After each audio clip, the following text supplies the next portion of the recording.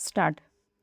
गेल्या वर्षी आपण महाराष्ट्रात स्वातंत्र्य दिन साजरा केला, तेव्हा सर्व राज्यात योग्य वेळी काहीसा योग्य प्रमाणात पाऊस पडला होता. 3 वर्षीच्या भीषण दुष्काळानंतर निसर्गाने केलेल्या या सहकारामुळे आपण सगळे आनंदित होतो. दुष्काळाच्या पाठोपाठच्या त्या वर्षात जवळजवळ 73 लाख टन धान्य उत्पादन करून आपण आपला आनंद सार्थकी लावला. 1961 साली आपल्या राज्याने जे कमाल उत्पादन घेतले, त्यानंतर प्रथमच आपल्याकडे या प्रमाणात धान्य पिकले होते. मात्र यंदाच्या स्वातंत्र्य दिनाच्या काही दिवसच अगोदर आपल्या राज्यात चिंतेची परिस्थिती होती.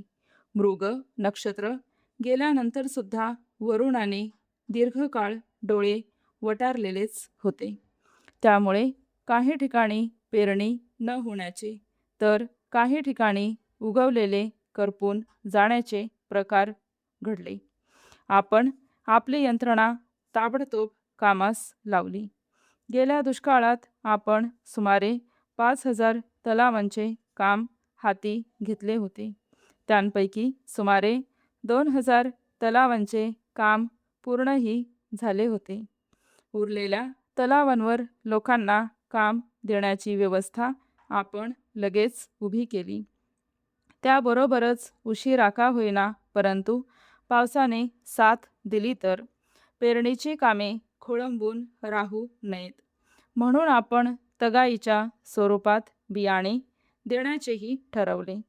अशा चिंतेने आपण घेरलो गेलो असता राज्यात सर्वत्र खरा पाऊस झाला आणि आपल्या शेतकऱ्यांनी ताबडतोब कामाला लागून मोठ्या प्रमाणावर पेरणीची कामे पुरी केली. त्यामुळे आपल्या राज्यातील शेतकरी आजच्या ह्या शुभदिनी समाधानाच्या मनस्थितीत आहे. अन्नधान्याचा प्रश्न आज जागतिक स्वरूपाचा झाला आहे. काही बडी राष्ट्रे या प्रश्नावर अविकसित राष्ट्रांची कोंडी करण्याच्या प्रयत्नात आहेत.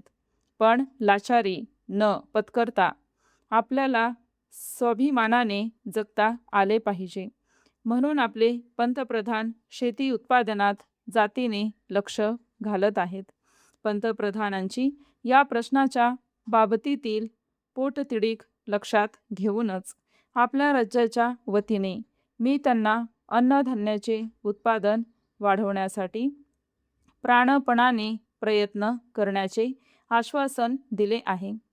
जबाबदारीची जाणीव, कष्ट उपसण्याची तयारी आणि जिद्द हा आपला वारसा आहे आणि त्याच्या भरवशावरच मी हे आश्वासन पंतप्रधानांना दिले आहे.